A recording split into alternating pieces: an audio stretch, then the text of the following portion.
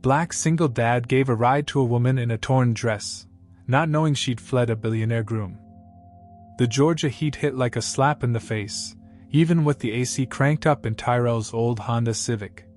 The dashboard thermometer read 97 degrees, and it wasn't even 3 o'clock yet. He glanced in the rearview mirror at his 9-year-old daughter Layla, who was drawing stick figures in the fogged-up window, her school uniform wrinkled from the long day. "Daddy, can we get ice cream?" she asked, not looking up from her art. Her tongue stuck out slightly in concentration as she added what looked like wings to one of her figures. "Maybe tomorrow, baby girl. We got groceries to buy first." Tyrell's voice carried that gentle tiredness that comes from working double shifts at Murphy's auto shop just to keep the lights on. His hands were still stained with motor oil despite the industrial soap he'd scrubbed with before picking her up. The radio crackled with some country song about lost love and whiskey, but Tyrell wasn't really listening. His mind was on the stack of bills sitting on his kitchen table, rent due in 3 days, electricity bill with a pink warning slip, and Layla's school supplies for the upcoming semester. Being a single dad in small-town Georgia wasn't easy, especially when you had a past that followed you like a shadow, making certain jobs impossible and trust a luxury he couldn't afford. Pine trees blurred past the windows in an endless green tunnel, broken occasionally by hand-painted signs advertising boiled peanuts and sweet tea. This stretch of Highway 42 was mostly empty except for the occasional logging truck or tourist heading to Savannah. It was the kind of road where you could drive for hours without seeing another soul. That's when he saw her. At first, she looked like a mirage shimmering in the afternoon heat, a trick of the eye against the scorching asphalt. A woman walking, no, limping, along the shoulder of the highway, barefoot on pavement hot enough to fry an egg. Her dress was torn at the shoulder, hanging in tatters around her knees, the fabric catching and tearing on the roadside brambles. Even from a distance, Tyrell could see it wasn't some cheap outfit from Walmart. The fabric caught the sunlight like silk, expensive and completely out of place on this forgotten stretch of rural Georgia. "Daddy, look!" Layla pressed her face against the window, her drawings forgotten. "That lady doesn't have shoes. Her feet must hurt so bad." Tyrell's grip tightened on the steering wheel until his knuckles went white. Every instinct he'd developed over the past 5 years told him to keep driving, to mind his own business, to protect the quiet life he'd built for his daughter.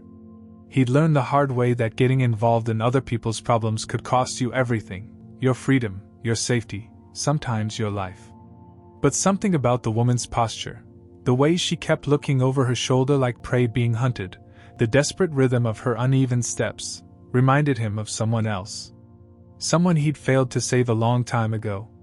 The memory hit him like a physical blow: Maria, his wife, calling him at work that last day. "Marcus," she'd said, using his real name, the one he'd buried along with his old life. "There's someone watching the house. I'm scared." He told her to lock the doors, that he'd be home soon. But soon hadn't been soon enough. He pulled over.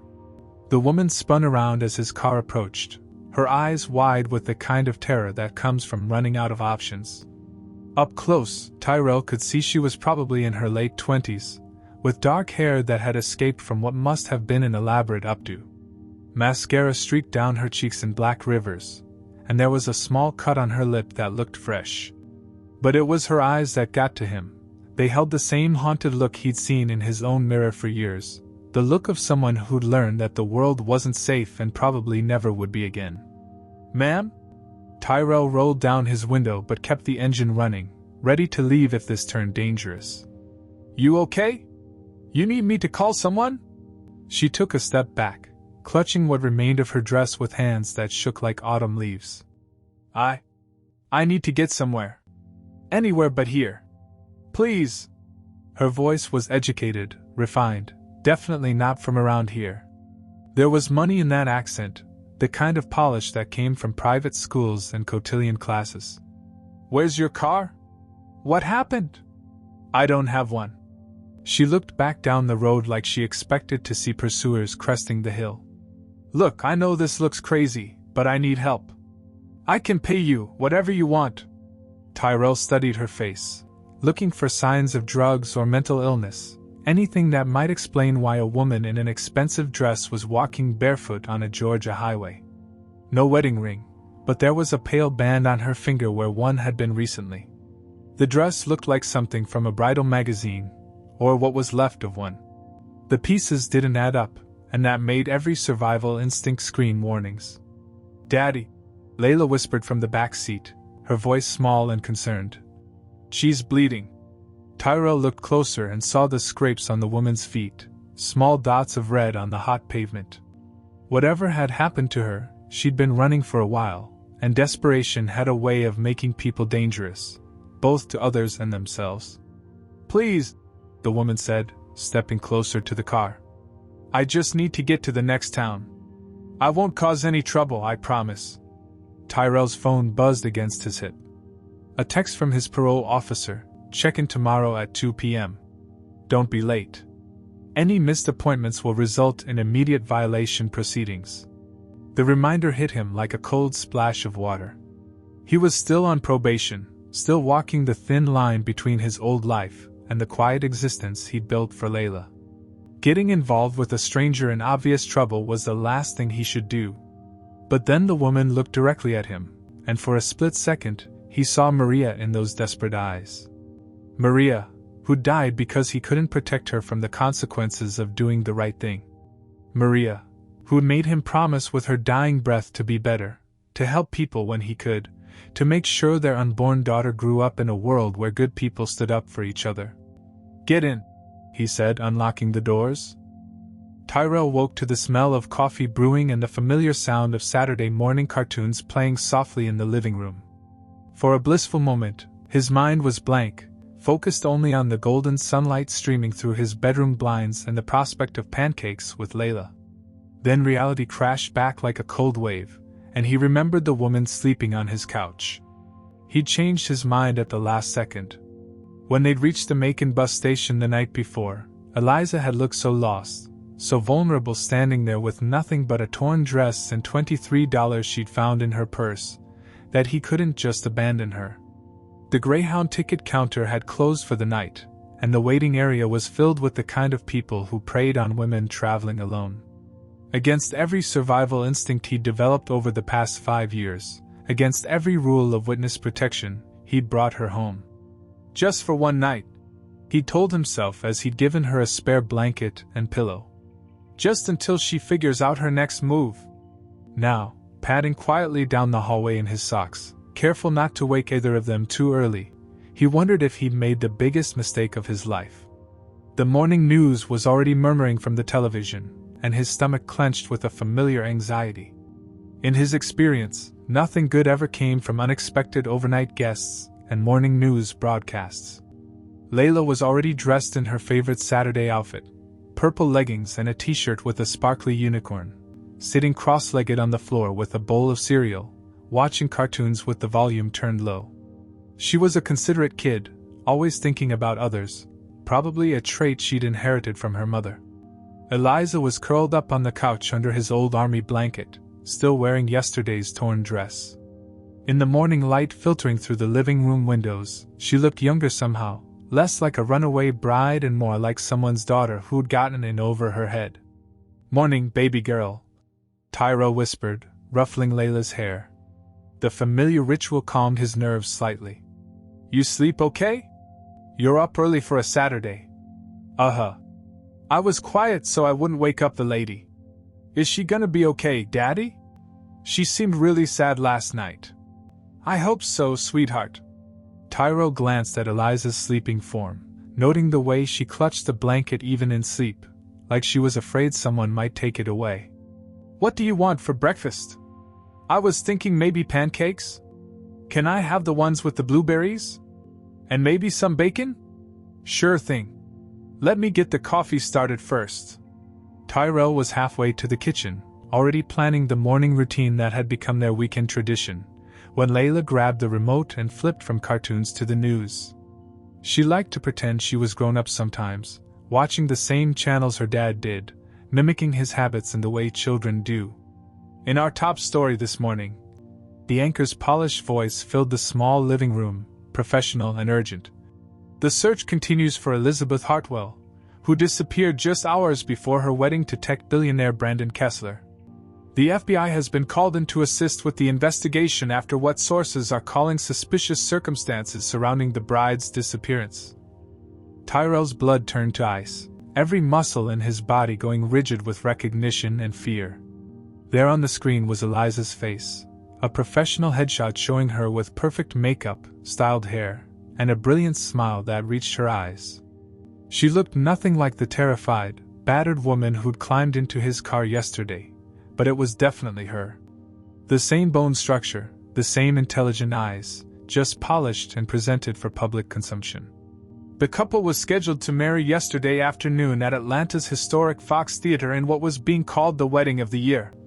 The reporter continued over footage of the ornate venue draped in white flowers. Kessler Industries stock has dropped 12% since news of the disappearance broke, wiping out nearly $2 billion in market value. Tyrell lunged for the remote, but it was too late. Eliza's eyes had snapped open at the sound of her own name on television, that particular alertness that comes from years of being hunted. She sat up slowly, the blanket falling away from her shoulders, staring at the television screen with an expression of resignation mixed with defiance. "Turn it off, Daddy," Layla said in a small voice, confusion and worry written across her face. "That's the lady from yesterday. Why is she on TV?" Tyrell clicked off the television, but the damage was done. The silence that followed felt heavy enough to crush them all, filled with unspoken questions and the weight of consequences neither he nor Eliza had wanted to face. "Elizabeth Hartwell," Tyrell said quietly, testing the name. "Not Eliza." She pulled the blanket tighter around herself, suddenly looking very small on his oversized couch. "I go by Eliza. I've always hated Elizabeth. It's what my father calls me when he's disappointed, which is most of the time. The FBI is looking for you." "I know. My parole officer checks on me twice a week." Tyrell's voice was getting sharper, panic creeping in despite his efforts to stay calm. "Random visits, background checks on anyone I associate with. If they find you here, if they connect me to your disappearance." "Parole officer?" Eliza looked up at him with new understanding, pieces clicking together. "You're not just some mechanic, are you? I'm trying to build a life for my daughter." Tyrell cut her off before she could ask more questions he wasn't ready to answer. "A quiet, normal life where nobody asks questions about the past. And you..." He gestured at the blank TV screen. "You're front page news. You're exactly the kind of attention that destroys everything I've worked for." Layla looked back and forth between them, sensing the tension crackling in the air but not understanding its source. Her cereal sat forgotten, growing soggy in the bowl. "The wedding wasn't my choice," Eliza said finally, her voice steady despite the tremor in her hands. "My father arranged it, said it would save our family's company from bankruptcy. But Brandon Kessler isn't just a businessman. He's involved in things, dark things. Money laundering, drug cartels, trafficking. The marriage was going to make me complicit, make me part of his empire. So you ran." "So I ran." She stood up, still clutching the blanket around her like armor. "And now they'll do whatever it takes to bring me back. They have to. Too much money is at stake, too many powerful people are invested in this merger." Tyrell felt the familiar weight of old fears settling on his shoulders like a lead blanket. He knew what it was like to run from powerful people who thought they owned the world. He knew the price of standing up to men who believed money and influence placed them above the law. He also knew what happened to the innocent people who got caught in the crossfire. "You need to leave," he said, but even as the words left his mouth, he wasn't sure he meant them. "I'll drive you to the bus station, buy you a ticket to wherever you want to go, but you can't stay here. And if you do, we'll all pay for it." 3 hours into their drive north on Interstate 75, with Layla dozing in the back seat and nothing but pine forests and truck stops stretching endlessly ahead, Eliza finally broke the silence that had settled over them like a heavy blanket. "You never told those gas station clerks your real name." Tyrell's hands tightened on the steering wheel, knuckles going white against the black plastic. They'd stopped twice for gas and snacks, and both times he'd paid cash, mumbling, Tom, or Mike, when the bored teenagers behind the counter had asked for a name for their loyalty programs. Old habits died hard, especially when those habits had kept you alive for 5 years. "Don't know what you mean," he said, but his voice lacked conviction even to his own ears. In the back seat, Layla had fallen asleep against her stuffed elephant, the one she'd had since she was 3 and refused to give up despite being too old for toys. They told her they were taking a little road trip, maybe see some mountains, visit some new places. She'd been excited at first, chattering about adventures and asking if they could see the world's largest ball of twine. But the reality of running had set in quickly, the rush packing, the tense whispers between adults, the way her father kept checking the mirrors. "That scar on your neck," Eliza continued, studying his profile with the intensity of someone trying to solve a puzzle. "It's not from a car accident like you told that mechanic in Valdosta." Tyrell's free hand instinctively moved to cover the thin white line that ran from his ear to his collarbone, a souvenir from a night 5 years ago, when doing the right thing had nearly cost him everything. "You ask a lot of questions for someone who lied about her name. I'm just trying to understand who I'm running with. My life is in your hands right now. Smart lady like you should have asked that before getting in the car." The radio played softly between them, some classic rock station fading in and out as they moved between cell towers. Eliza was quiet for a moment, watching the Georgia pines blur past the passenger window, but Tyrell could feel her gaze returning to him again and again, cataloging details, building a profile. "You jumped when that semi-truck backfired back there," she said finally. "Went for something under your seat before you caught yourself. Most people barely notice sounds like that. Most people haven't been shot at." The words slipped out before he could stop them, a confession born of exhaustion and the strange intimacy that comes from shared danger. Eliza turned to face him fully, her entire body shifting in the passenger seat. "Who were you before you became Layla's dad who fixes cars in small-town Georgia?" Tyrell felt the familiar knot forming in his stomach, the one that always came when the past pushed against the walls he'd built around it. He'd spent 5 years burying Marcus Williamson, the man who'd worn expensive suits and carried a federal badge and thought he could take down dirty cops without consequences. The man who'd believed the system would protect the people he loved. "Name was Marcus," he said finally, the admission feeling like stepping off a cliff. "Used to work with some bad people in Atlanta. Thought I was smarter than them, thought I could play their game and win." "Police?" He nodded, keeping his eyes on the road ahead. "Internal affairs. Found out half my department was taking money from the Santos cartel, skimming from drug busts, looking the other way when shipments came through. Thought doing the right thing would protect my family." The memories came flooding back like a dam bursting. Maria's laugh as she made breakfast that last morning, humming off-key while scrambling eggs and complaining about the broken coffee maker. The way she'd kissed him goodbye, her belly round with their unborn child, telling him to be careful like she did every morning. How he'd found her 12 hours later, a single bullet through the heart, their apartment turned upside down, everything they'd built together destroyed in the space of minutes.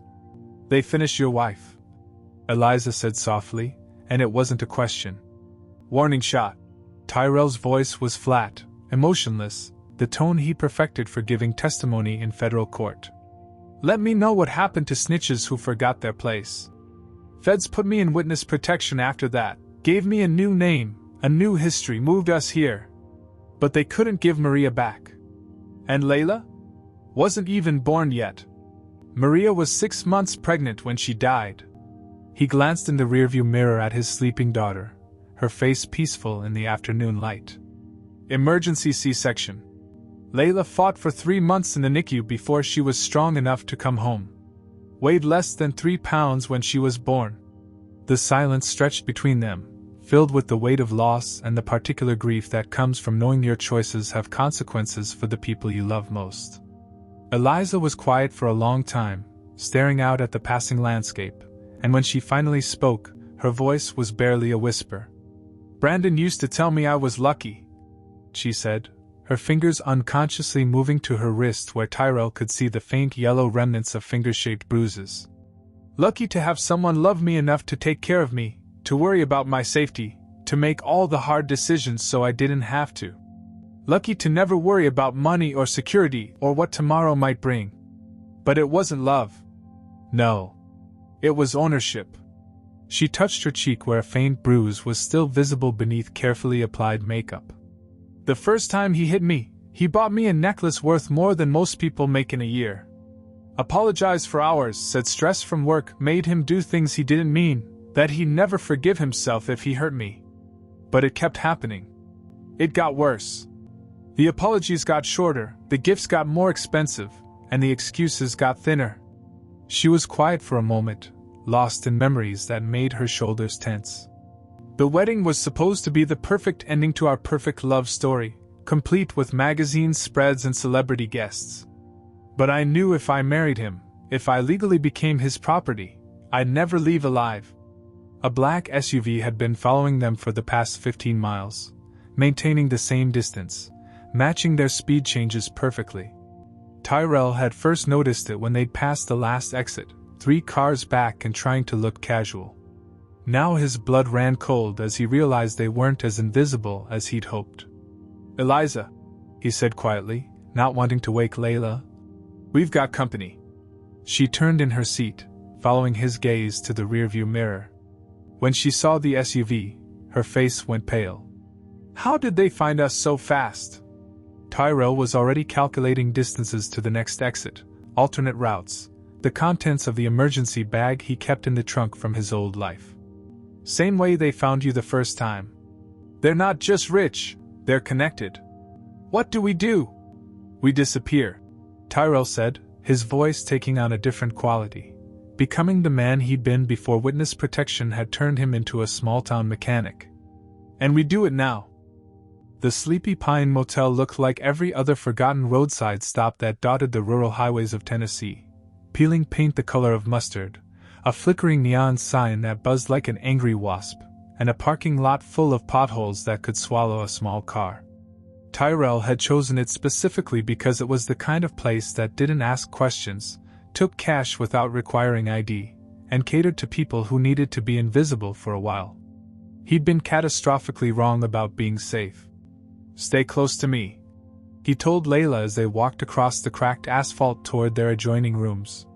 The black SUV had disappeared an hour ago, shortly after they'd taken a series of random exits and backroads, but Tyrell's nerves were still jangling like live wires. His daughter clutched her stuffed elephant with one hand and his fingers with the other, sensing the tension even if she didn't understand its source. "This place smells funny," she whispered, wrinkling her nose at the combination of industrial disinfectant and something less identifiable.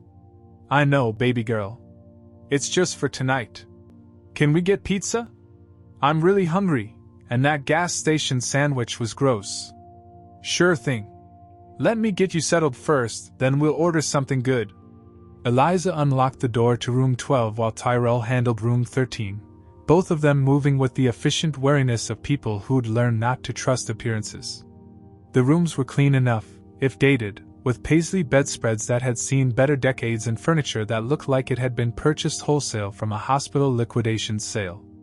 "I'll order from that pizza place we saw down the road," Eliza said, pulling out her purse, the same designer bag she'd been carrying when he'd found her on the highway. "Pepperoni okay?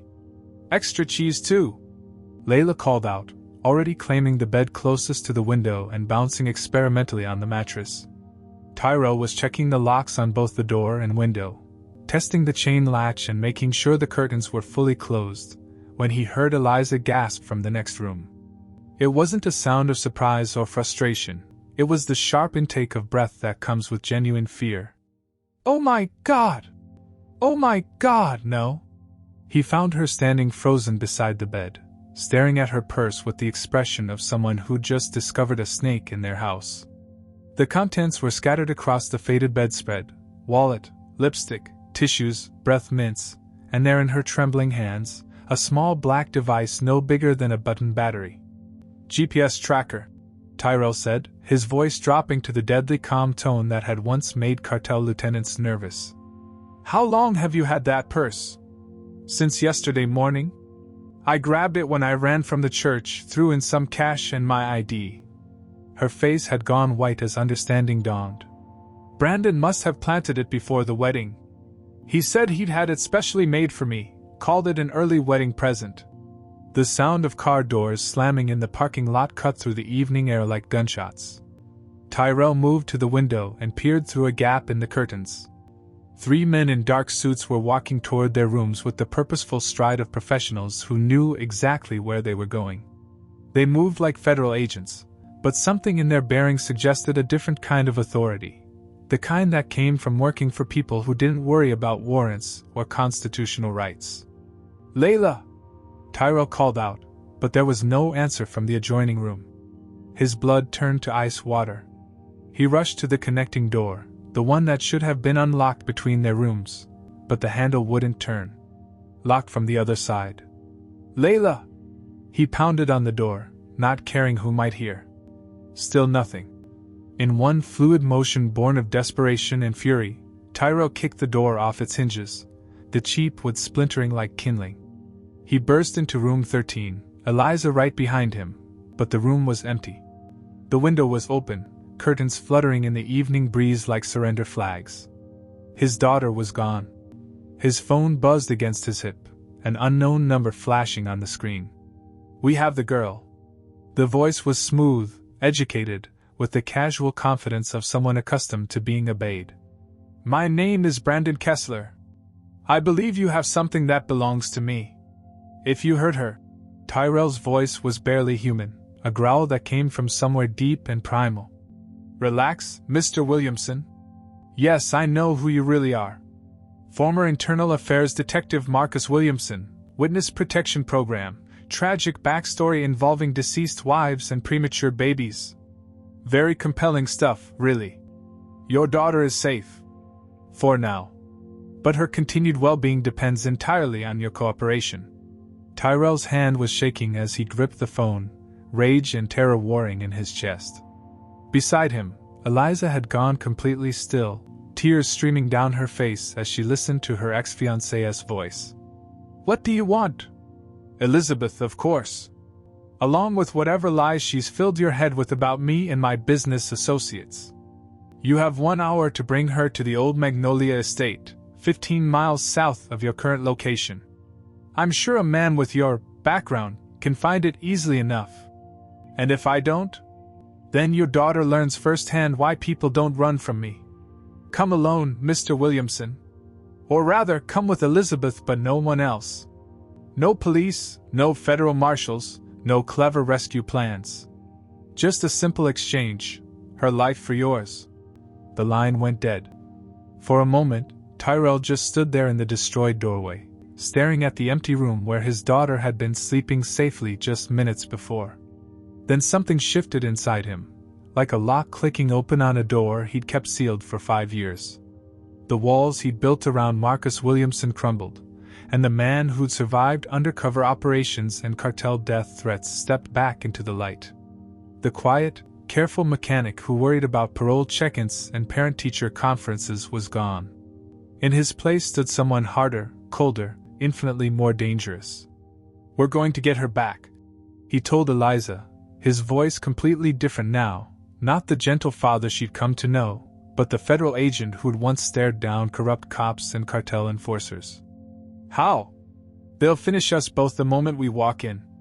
Tyrell opened the motel room's mini-fridge and pulled out a bottle of water. He unscrewed the cap and poured it over the GPS tracker, watching the electronics fry and spark. Then he crushed the device under his heel until it was nothing but plastic shards and bent metal. "No," he said, grinding the remains into the carpet. "They'll try." He moved to his duffel bag and pulled out items Eliza hadn't known were there. A burner phone, a set of lockpicks, and a small pistol that looked well-maintained despite its age. The transformation was complete now, 5 years of careful domesticity falling away like a discarded costume. "Who are you?" Eliza whispered. "Someone who should have died a long time ago," Tyrell replied, checking the gun's magazine with practiced efficiency. "But didn't. And right now, that's the only thing standing between my daughter and whatever your boyfriend has planned." "Ex-boyfriend. Right. Ex-boyfriend who kidnaps children to get what he wants. He looked at her with eyes that had gone flat and calculating. Question is, are you ready to finish what you started when you ran from that wedding? Eliza wiped the tears from her face and nodded. What do you need me to do? The Magnolia estate loomed against the twilight sky like something from a fever dream, all crumbling columns and Spanish moss that hung from oak trees like funeral shrouds. The antebellum mansion had been abandoned for decades, its windows boarded up and its wraparound porch sagging under the weight of neglect and Georgia humidity. It was the perfect place for the kind of business that needed to stay off the books and away from prying eyes. Tyrell counted at least 6 armed men positioned around the property as he and Eliza approached on foot, having parked a half-mile away and approached through the woods. Professional mercenaries, not local muscle. Their positioning was too good, their equipment too expensive, their discipline too evident in the way they maintained radio silence and stayed in their designated zones. Remember what we discussed? He whispered as they reached the edge of the tree line. When I give the signal, you run straight back the way we came. Don't look back, don't try to help, just get to the car and drive. I'm not leaving without Layla. You will if I tell you to. His voice carried the absolute authority of someone who'd given life and death orders before. That little girl needs at least one of us to survive this. Eliza nodded reluctantly, her hand moving unconsciously to the small flash drive hidden in her jacket pocket, the insurance policy she'd been carrying since long before she'd decided to run. Brandon Kessler waited on the mansion's wraparound porch like a southern gentleman receiving guests for mint juleps and idle conversation. He looked exactly like his magazine photos, tall, handsome, impeccably dressed despite the remote location. The kind of man who never heard the word no from anyone who mattered. Layla sat in a wooden chair beside him, her hands zip-tied behind her back, but she looked unharmed. More confused than scared, which meant they'd been careful with her. Smart, keeping a 9-year-old calm was easier than managing hysteria. Daddy! She called out when she saw them emerge from the woods, relief flooding her voice. I'm here, baby girl. Everything's gonna be okay. Tyrell's voice was steady, reassuring, even as his eyes catalogued escape routes and threat assessments. Touching reunion, Brandon said, his smile never reaching his eyes. He had the kind of charm that came with unlimited resources and absolute confidence in his own invincibility. Now, Elizabeth, why don't we discuss you coming home?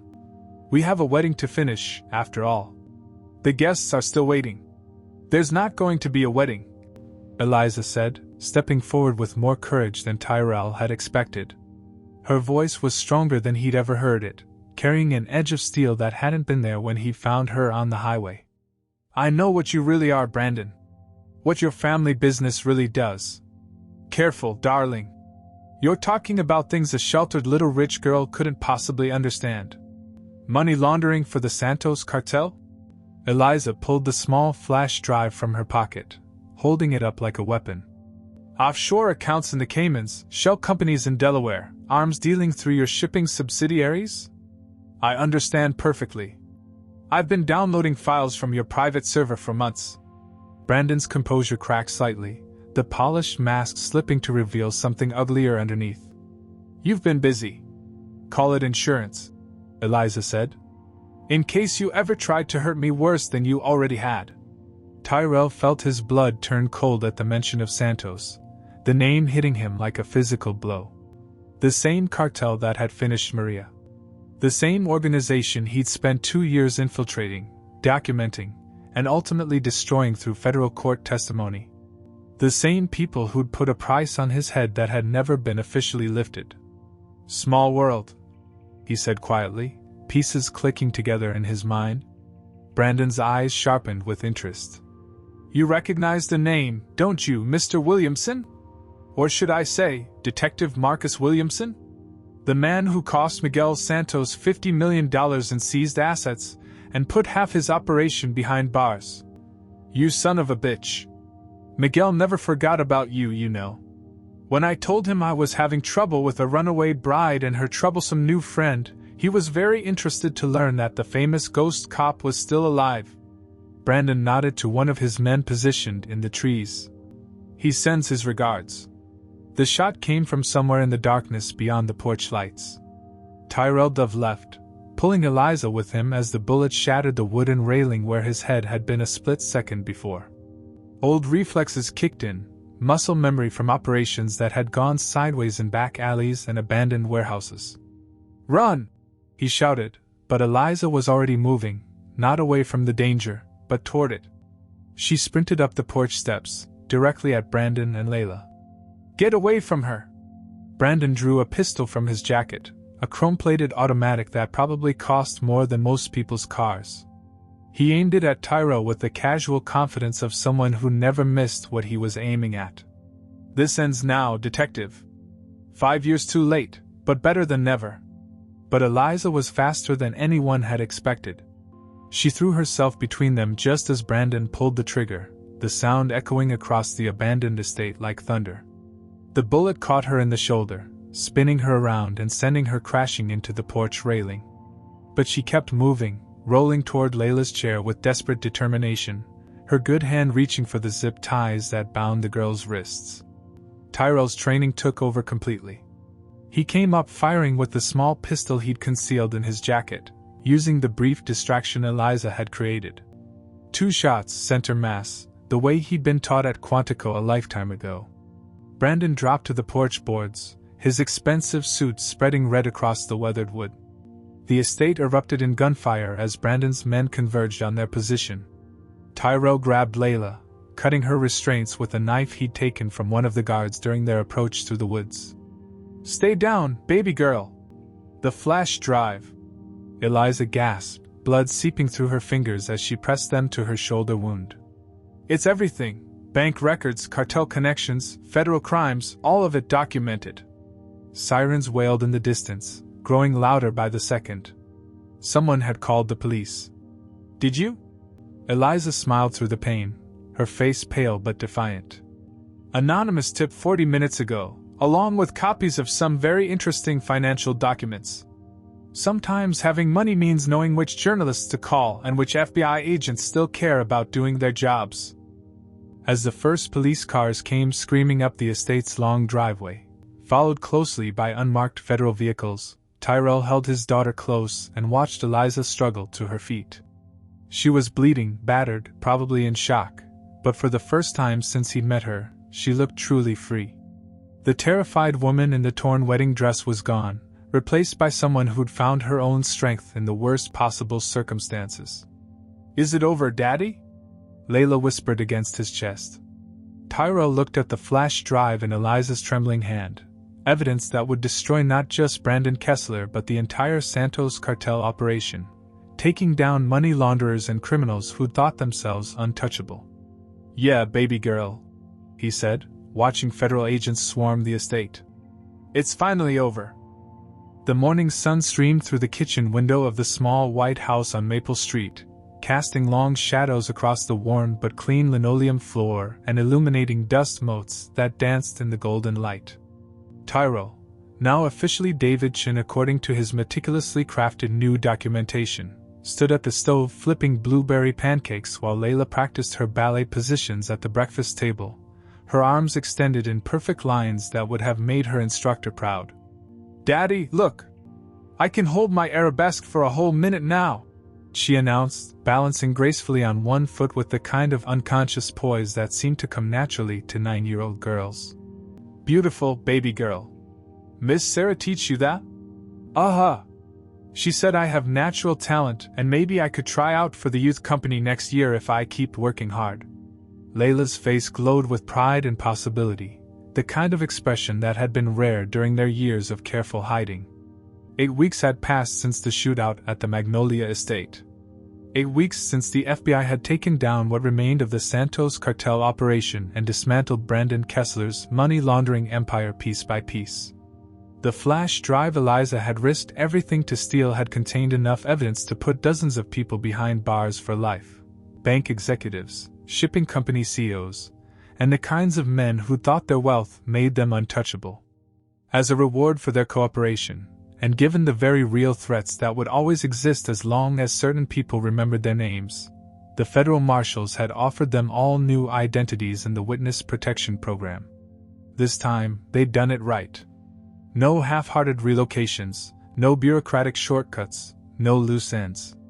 Complete disappearance into the American heartland, with backstories so detailed they included childhood medical records and high school yearbook photos.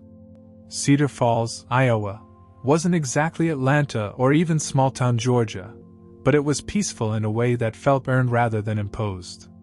Safe.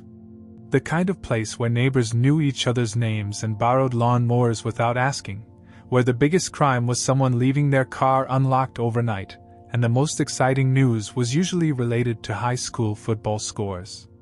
The front door opened with the familiar creak that Tyrell kept meaning to fix but somehow never got around to, and Eliza, now officially Sarah Martinez, nurse practitioner and pillar of the community, stepped inside, still wearing her scrubs from the community clinic where she worked helping people who couldn't afford fancy doctors or specialist consultations.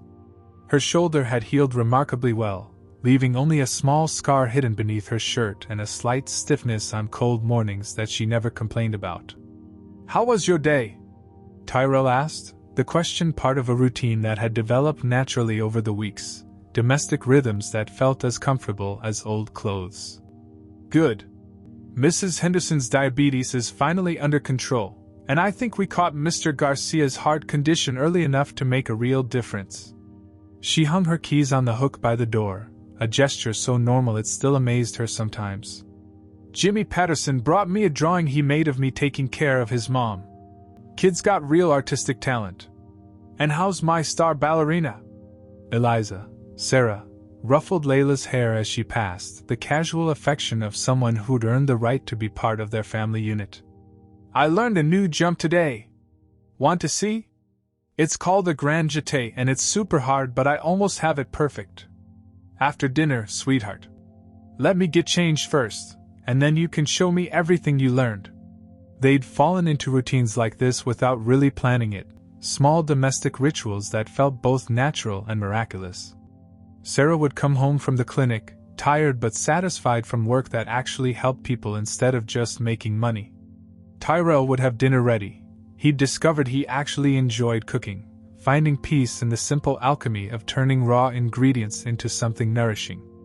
Layla would chatter about school and her dance classes and the friends she'd made, the easy social confidence of a child who'd finally been allowed to stay in one place long enough to belong. It felt like a family. Not the family any of them had planned or expected, but maybe that was what made it work. They'd all lost everything at least once, all learned that the things you thought were permanent could disappear in an instant. That knowledge made the simple moments, Saturday morning pancakes, homework help, bedtime stories, feel precious in a way that people who never lost everything might not understand. Later that evening, after Layla had demonstrated her new ballet moves and been sufficiently praised and applauded, after dinner had been eaten and dishes washed and homework completed, Tyrell and Sarah sat on the front porch swing, watching fireflies dance in the summer twilight. The cicadas were singing their endless song, and somewhere down the street, someone was grilling burgers while children played elaborate games of tag that seemed to involve a lot of shrieking and laughter. "You ever miss it?" Sarah asked quietly, her voice barely audible over the evening sounds of suburban contentment. "Miss what?" "The excitement. The danger. Being someone important, someone who mattered in the big scheme of things." Tyrell considered the question seriously, rocking the swing gently with his foot. Marcus Williamson had carried a federal badge and a gun, had made decisions that affected hundreds of lives, had been feared and respected by criminals and federal judges alike. He'd been important in the way that mattered to newspapers and agencies, the kind of importance that came with press conferences and commendations and the knowledge that you were making a difference in the battle between good and evil. "No," he said finally, and meant it completely. "That man got people finished. Including the woman I loved more than life itself. But he also saved people. He stood up to corruption when no one else would, took down cartels and dirty cops and people who thought they were above the law. Maybe. But I like this better." He gestured at the quiet street, the small yard with its struggling vegetable garden, the life they'd built together from nothing but determination and hope. Fixing things instead of hunting people. Coming home every night to people who actually care if I make it through the day. Building something instead of tearing things down. Sarah was quiet for a moment, absently tracing the scar on her shoulder through her shirt, a habit she developed when thinking about the past and how different things could have been. I keep thinking about that night at the estate. When I jumped in front of that gun. You saved my life. I saved my own life. She looked at him in the growing darkness, fireflies blinking like tiny stars around them.